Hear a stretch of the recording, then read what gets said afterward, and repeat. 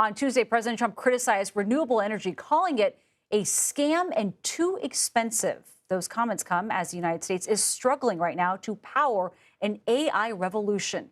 So how can AI help address the climate crisis and not further contribute to it? Himanshu Gupta joins us now. He is a CEO and co-founder of ClimateAI, a company that uses artificial intelligence to help businesses adapt their food and water supply chains. Himanshu, thank you so much for joining us here.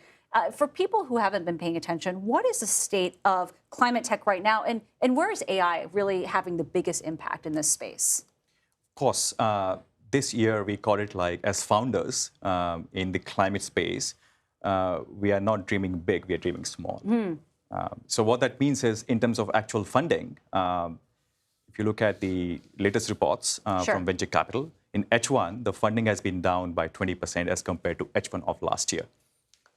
That's one. Two is founders are focused and investors are focused on less deep tech, more software in climate, which is more fundable right now, versus these capital-intensive deep tech projects in climate which acquire green premium. So like think about green steel or green cement. There are very little takers of those ideas and concepts in the market today.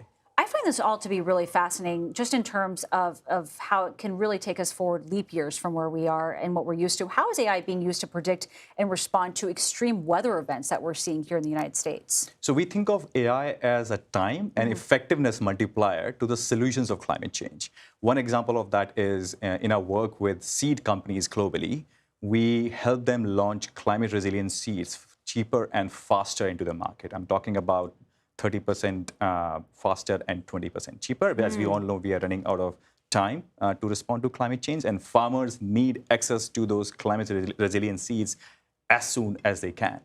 So one example there is instead of conducting multiple trials at multiple locations, that takes 3 or 4 years and literally millions of dollars for those trials, you can just use AI to pinpoint which exact location you should be growing those seeds so that it can respond to the new normal of climate change. And you know where to put your resources.